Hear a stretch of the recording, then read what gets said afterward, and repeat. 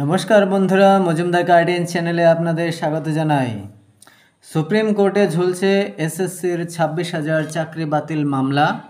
আগামী সপ্তাহে সুপ্রিম কোর্টে এই মামলার শুনানির সম্ভাবনা রয়েছে।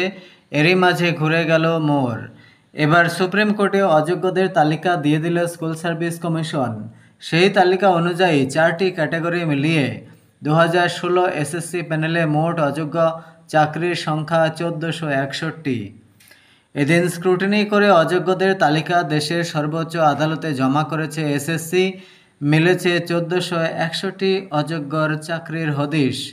কমিশনের দাবি, এই 1461 চাকরির কোনোটাই সুপারিশ করেনি তারা।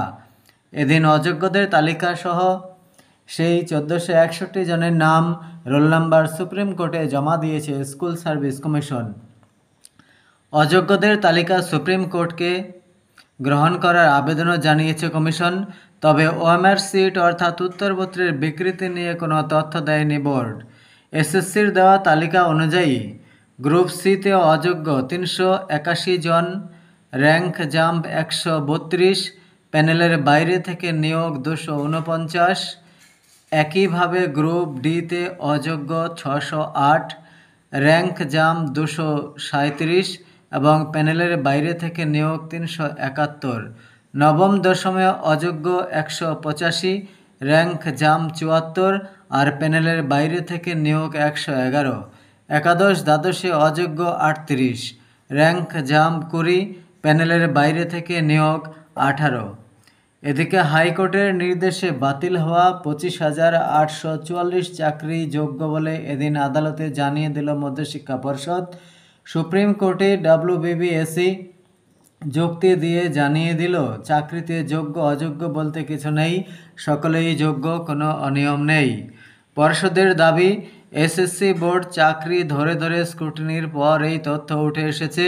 হাইকোর্টের নির্দেশে বাতিল হওয়া ওই 26,000 চাকরির মধ্যে নবম দশম সহকারী শিক্ষক পদে যোগ্য চাকরি 13,056, একাদশ দ্বাদশ সহকারী শিক্ষক পদে 5757, ক্লার্ক পদে 2484 এবং গ্রুপ ডি পদে যোগ্য চাকরির সংখ্যা 4,547।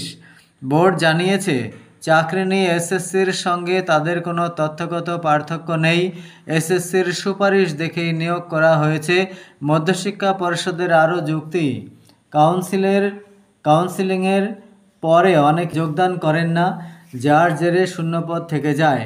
সেক্ষেত্রে একাধিক সুপারিশ বা নিয়োগপত্র দেখা যায়। এভাবে একটি ভুল শূন্যপদের জন্য সেখানে বিকল্প সংশ্লিষ্ট শূন্যপদ বা সুপারিশগুলিকে দিয়ে থাকে কমিশন। সেক্ষেত্রে একই প্রার্থীর দুটি সুপারিশপত্র এবং তার নামে দুটি নিয়োগপত্র জারি করা হয়েছে। তবে যদিও একটি কার্যকর এবং পরে অন্যটি বাতিল করে দেওয়া হয়, এই যুক্তি আদালতে দেখিয়েছে ডব্লিউবিবিএসসি। ভিডিও যদি ভালো লেগে থাকে তাহলে লাইক করুন এবং বন্ধুদের সাথে শেয়ার করুন। যারা এই চ্যানেলকে সাবস্ক্রাইব করেনি তারা সাবস্ক্রাইব বাটনের ক্লিক করুন এবং ক্লিক করার পরে বেল আইকন আসবে। বেল আইকনে প্রেস করলে একটি অল লেখা আসবে, সেখানে প্রেস করুন, তাহলে চ্যানেল থেকে পাবলিশ হওয়া সমস্ত ভিডিও আপনার কাছে সবার আগে পৌঁছে যাবে। ভিডিও দেখার জন্য আপনাদের অসংখ্য ধন্যবাদ জানাই।